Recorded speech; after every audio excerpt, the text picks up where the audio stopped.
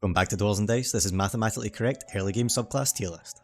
To celebrate hitting 1000 subs, I've made a longer video than I normally would. It's comparing all the subclasses at level 4. Thank you very much for your support, and if you haven't already, please hit the subscribe button as there'll be much more to come. I've also decided to open up a Discord. This way everyone can hang out and min-max together. You can find the link in the description or on my channel page. Thank you very much. I chose level 4 because after level 4 the game gets a lot easier, or you'll be multi-classing, whereas level 4 and below you don't have as many options for dealing with things. To keep things fair and consistent, I'll be comparing all the subclasses under the same conditions. To start with, we have resting. We've got 3 combats per day with a short rest in between, averaging 4 turns per combat.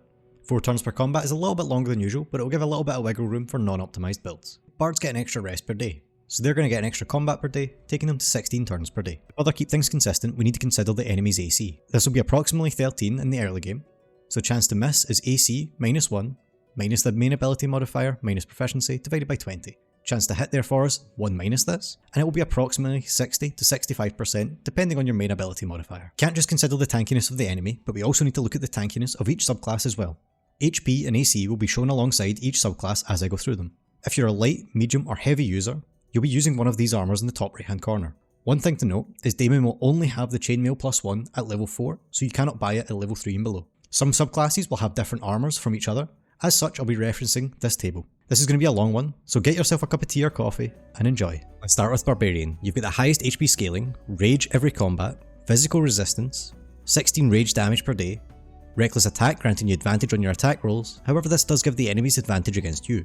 This doesn't really matter though because physical resistance has got you covered. This makes it an extremely easy class, great for new players. It's able to hit hard and get hit even harder. Now let's have a look at our first subclass. I'll be showing the ability modifiers for all the subclasses, as well as their AC and HP in the top right hand corner. For Berserker, we get Frenzy. This grants us an extra 12 attacks per day, 16 additional rage damage per day, but you have decreased accuracy every time you use it. Now I wondered how much does this really affect your build, so I graphed it. Turns out, it doesn't really affect your damage that much, and if you're wondering, the crossover point is roughly 7 turns of using this, so really you have nothing to worry about. For me, this makes this A tier. On top of this, if you're doing a throwing build, your accuracy doesn't decrease when you use Frenzied Throw instead of Frenzied Strike, therefore I would say that this could be an S tier build if going a throwing build. If you want to be an S tier viewer, hit the like button as it helps share it to other min-maxers and lovers of Baldur's Gate 3. Thank you very much. Moving on now to Wildheart. It gives you a really high versatility with the different bestial hearts that you can take. Bear Heart and Tiger Heart are by far the best. Bear Heart makes you a tanky beast, and Tiger Heart allows you to do AoE damage with your weapon. Elk Heart and Wolf Heart are both pretty good, but they're not the strongest, and Eagle Heart is by far the weakest. You can also speak with animals as a ritual spell for free each day. Overall, I think this is a B tier class. Now for the final subclass of Barbarian, Wild Magic. This is a really fun subclass, granting you wild magic when you rage. The spell proficiency saving throw is also increased, however all of this is unpredictable, so although it's really fun, a little bit of a laugh, I'm putting this at C tier because it's just not that good. Although it is technically the tankiest spellcaster in the game, they're not really a spellcaster, so it's just kinda not that good. Could be low C tier if not D tier. Now let's move on to the second class, Bard. You've got Song of Rest as mentioned prior. Jack of all trades adds half your proficiency bonus to all skills you're not proficient in. 4 first level and 3 second level spell slots. 3 bardic inspirations per day, which is a 1d6. Look at the first bard subclass, College of Lore. You get 2 times skill expertise, as well as 3 skill proficiencies. You get cutting words using your bardic inspiration to impart a 1d6 penalty on enemy rolls. In all honesty, College of Lore is pretty poor. Doesn't really bring that much to the table that's that interesting, and you're using your bardic inspiration rolls for something that's not really that good. For this reason, I'm going to put it into a low C, perhaps D tier. Let's look at College of Swords Bard. You've got medium armor proficiency as well as scimitar proficiency. Flourish inspiration giving you 15 extra damage per day as well as 3 extra attacks per day. The fighting styles give 25 and 37 for dueling and 2 weapon fighting respectively. This subclass is a little bit overtuned, it has too much in its kit, and for this reason it is the first S tier on the list.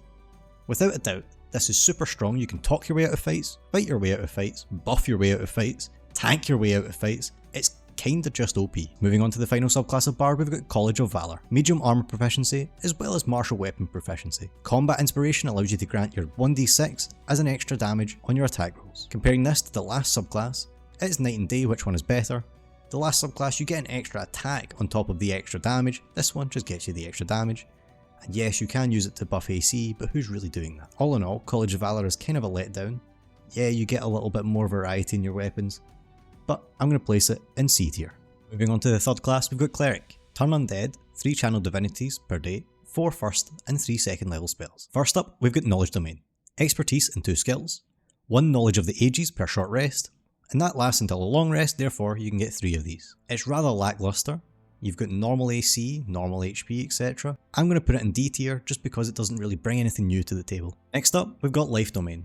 If you don't like healing, I can understand, death is the best CC, but for anyone who loves healing, this is the subclass for you. You've got heavy armor proficiency, meaning you can tank everything.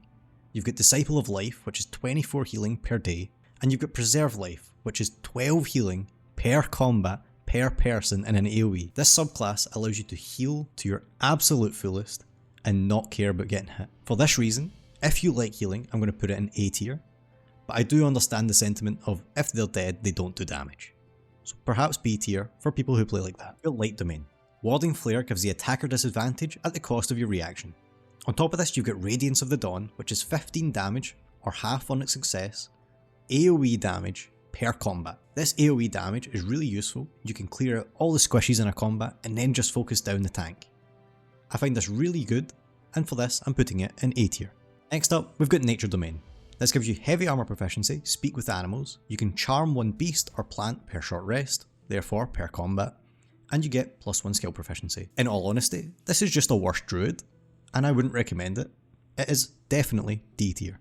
Now it's time for Tempest Domain. You've got heavy armor proficiency, martial weapons proficiency, and Wrath of the Storm. This allows you to deal 54 to 108 damage per day, and then on top of this you can use Destructive Wrath to max thunder or lightning damage once per combat. If you want to go any sort of thunder or lightning build, this is the way to go. On top of being really cool, it is really strong, so I'm going to give it S tier. Let's move on to Trickery Domain. You've got advantage on stealth checks and can cast Invoke Duplicity. This gives you advantage on attack rolls if you're near the illusion, and you can cast 1 illusion per combat. In all honesty, it's a rather lackluster subclass, and for that reason I'm going to put it into D tier. Moving on to the final subclass of Cleric, we've got War Domain. This gives you heavy armor proficiency and martial weapons proficiency. You can also do 3 bonus action attacks per day, and +10 on attack roll per combat. In all honesty, this subclass deals a lot of damage and can tank a lot of damage as well. I'm going to put it into A tier, but it could be a high B tier. Moving on to the next class, we've got Druid. You have 2 times wild shapes per combat. Although the wild shapes early on aren't that strong, you still get essentially a full extra health bar every single combat. You have 4 first and 3 second level spell slots, as always. The first subclass of Druid is Circle of the Land. It allows you to recover spell slots, either 2 first level spell slots, or 1 second level spell slot per day. It also gives you more spell versatility, however doesn't bring anything else to the table. For this reason, it's only a B tier. Moving on to Circle of the Moon, this is a subclass that buffs your wild shape. You can do a 1d8 heal in your wild shape per spell level used. It also gives you access to more and stronger wild shape options, however early game is not that strong, and therefore I think it's B tier. Final subclass of Druid is Circle of the Spores. Symbiotic Entity gives you an extra 16 temp HP twice per combat, and while you've got this going, you get extra damage on your attacks. This can go up to 29 damage per day, as well as doubling Halo damage. Halo of Spores gives you a reaction damage of 18 to 36 damage per day. All in all, this subclass is relatively tanky, extra temp HP, reaction damage, and extra damage overall. I think that this could be a low S tier, but I'm going to put it in A tier, but know that it's at the very top of A tier. The next class is the Good Old Fighter. You get Second Wind, which is 10 heal per combat, Action Surge for an extra full action per combat, and Fighting Styles, which grants you a very high versatility. The first subclass of Fighter is Battle Master. You have a high versatility because of the maneuvers. You can take any of them that you like. You get 4 superiority die per combat to spend on these maneuvers, and if you choose the damage maneuvers, you'll get up to 13 extra damage per combat on average. On top of this, because you're a fighter, you do have a high AC, a high HP, and access to all armors and weapons and shields in the game. For this reason, I'm putting Battle Master as an S tier. It's probably not the highest of S tier, but it is so strong you cannot overlook it. Next up is Champion. This lowers your crit threshold, giving you an extra 5% crit.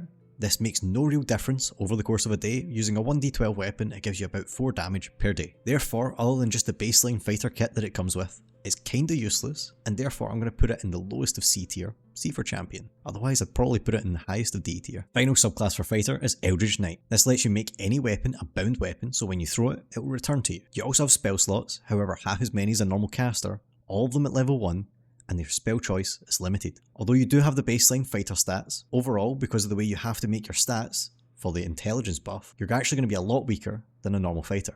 Therefore I'm putting this one into D tier. The next class is Monk. You get unarmored defense and movement. strength or dexterity scaling, unarmed attacks, which will actually deal more damage than the other unarmed attacks of other classes.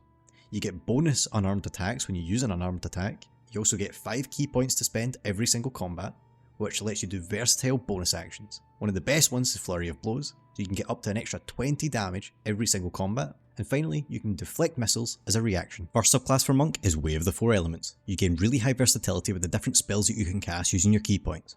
You can regain 2 of these key points out of combat. Comparing this to the Eldritch Knight, which came just before, you have a lower AC and HP, but the fact that you can cast multiple spells per combat, then rest, and go back and do that the next combat makes it so much better. In my opinion, this makes it a low A, or maybe a B tier. I'm going to put it in A. Next up for Monk is Way of the Open Hand. This gives your Flurry of Blows an extra effect, and although on the surface this doesn't seem that good, when you partner it with Flurry of Blows Topple, making the target prone, you can get advantage on your next attacks, which makes Monk so much better. You can also stagger them so you can run away, or you can push them, making them go back 5 meters. Overall, this is probably a low A tier, or maybe a high B tier, but I'll put it in A tier, so that the 2 monks are beside each other. Finally, we have Way of the Shadow. This is a stealth spells focused caster with a little bit of utility, but really not that useful, and no other benefits. I don't really know what Larian were doing when they made this, because it feels so empty. There's just nothing to do with it. Sure, you're a little bit stealthy, but then why would you never just pick a rogue at this point? I know that it's cool to be a monk and be stealthy like a ninja, but it doesn't even feel like that. It just feels bad. So for this reason, it's probably the bottom of the barrel in D tier. To brighten our day back up, we've got Paladin. You have advantage against Celestials, Fiends, Undeads for 2 turns every combat.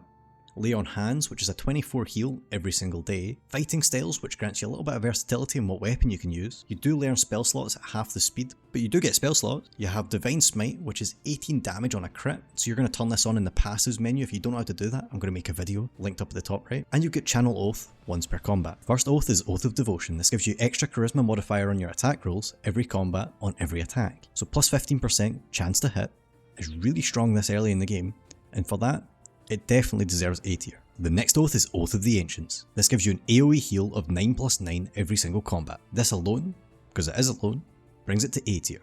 The next oath is Oath of Vengeance. You can either plus 3 radiant damage per attack and the chance to daze someone for 2 turns, frighten an enemy for up to 3 turns, or have advantage against 1 enemy for the combat. In all honesty, this is the weakest oath for sure, and is kind of just a D tier.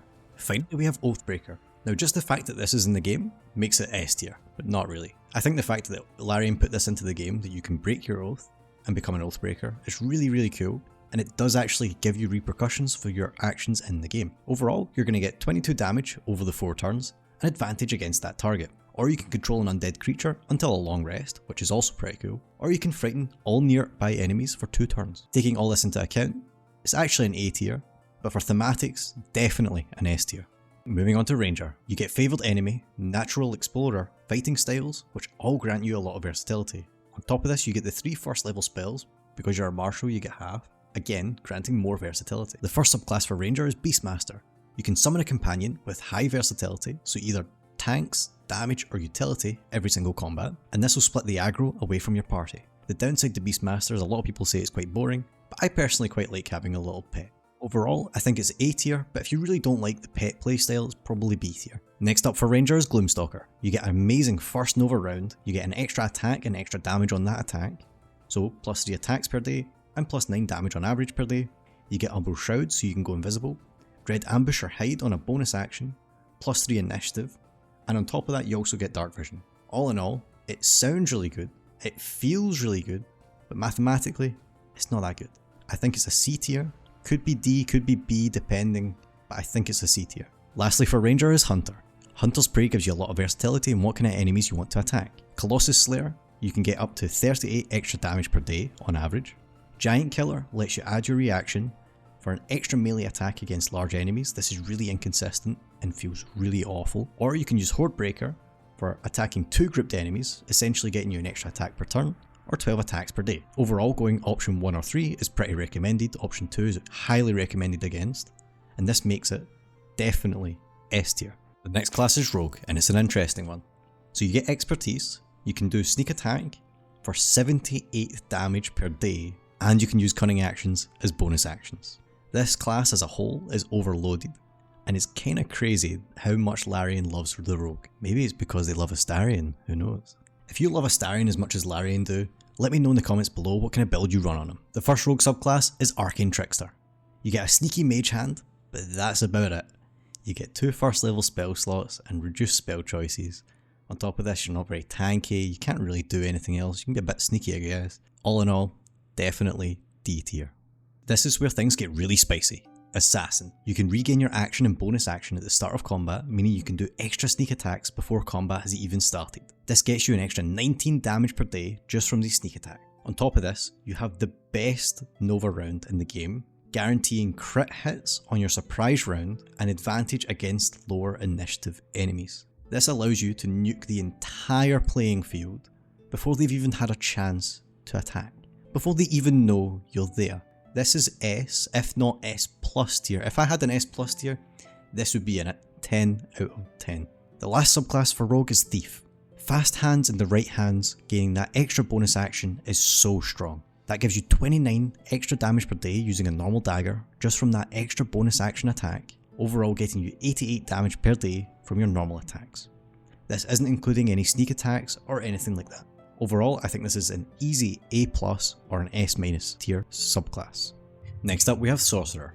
You have 4 first and 3 second level spells, 4 sorcery points per day, you can create spell slots, and you can also twin spells. Twin spells is one of the best things about Sorcerer, and it feels so good to twin your spells. The first subclass for Sorcerer is Draconic Bloodline.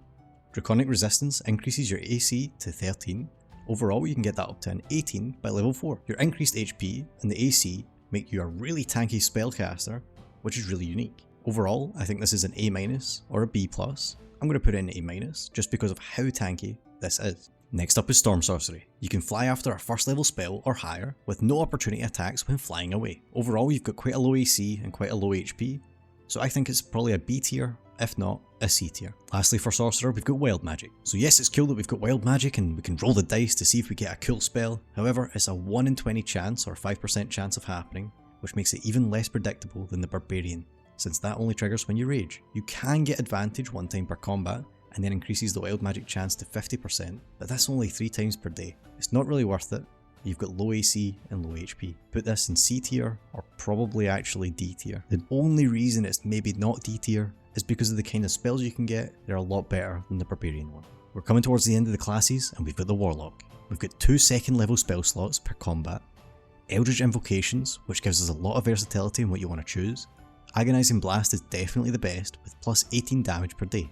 This is on top of your Eldritch Blast already doing 41 damage per day. Your Pact Boon versatility, you can get Summon Familiar, Pact to the Blade, or you can choose to get extra cantrips, which I don't really know why you would, but the Summon Familiar is really interesting and the Pact to the Blade can be really cool. Firstly, we've got the Archfey. You can charm or frighten nearby enemies 1 time per combat for 2 turns. On top of this, you get the spell Phantasmal Force, which deals an extra 14 damage per combat. Overall, the Archfey is not really that good, doesn't bring that much to the table, and therefore is C tier. Next up you've got the Fiend. Plus 7 temp HP on a kill, Scorching Ray does 3 rays of 7 damage per cast.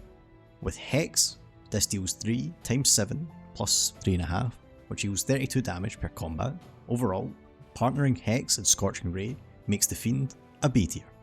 Lastly for Warlock, we've got the Great Old One.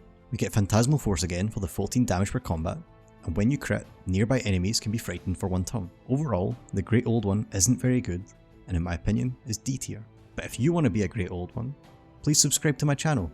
I make a lot of content to do with mathematically correct Baldur's Gate 3, and I'd love to see you around. Thank you very much. Now we're on to the final class, the Wizard. You have a high number of spells that you can learn from. You have Arcane Recovery, so you can get more spell slots back, either 2 first level or 1 second level. To start with, you've got 4 first and 3 second level spells. And on top of this, you can learn more spells out of scrolls. First Wizard subclass is Abjuration. This grants you Arcane Ward, so every time you cast an Abjuration spell, you gain a stack of Arcane Ward. Whenever you take damage, you reduce the damage by the number of stacks you have, and then reduce the stacks by 1. Whenever you go to long rest, it resets your stacks to 4, which is equal to your level, so the maximum that you can absorb is 62 damage in a day. Overall, this makes it a clear S tier. Next up is Conjuration. You can create water for free, and that's about it. Overall, this is a clear D tier. The next subclass is Divination. You have 2 portent dice per day, which you can swap out for other dice rolls that you have in that day. They do reset at the end of the day, so you need to use them that day, and overall, this is a pretty useless subclass. Sure, there'll be niche circumstances where it comes into play, but I think it's D tier. The next wizard subclass is Enchantment. You can charm 1 enemy per day, up to 4 turns. And yes, this charm is quite a long time, but it's only 1 person per day. Overall, another clear D tier subclass for wizard. Next up, we've got Evocation. So no friendly fire from evocation spells, which is nice, but it does limit you to having to cast evocation spells. Overall, I think this is probably a B tier or a C tier, because it doesn't really bring that much. To be honest, it's probably C tier. I'll put it in C tier. Now we've got Illusion. You get an improved minor illusion, and that's it. Again, another D tier in wizard. Now we've got second to last, Necromancy. On a kill, regain HP equal to twice the spell slot used. So the max you can do for normal spells is 18, and with Necromancy spells, it actually gets tripled, so it's up at 27. Overall, I think this makes it a B tier. You get decent sustain, but it's nothing fancy. Now this is our final subclass, Transmutation. Medicine check to brew 2 times potion. And although I've got a down arrow here, it's technically an A or maybe even an S tier subclass. The reason being, double potions is always great. However, to run it yourself is probably a D tier. I don't know why Wizard has so many D tiers, but I guess Transmutation's a kind of high one too. If you agree or disagree with any of the list, we can discuss it in the comments section. If you've noticed any mistakes or want any clarifications, feel free to ask. Thank you very much again for the 1000 subs. I hope if you weren't already subbed that you've clicked the button, because I have big plans going forward. Thank you very much for watching, have a wonderful day, bye bye.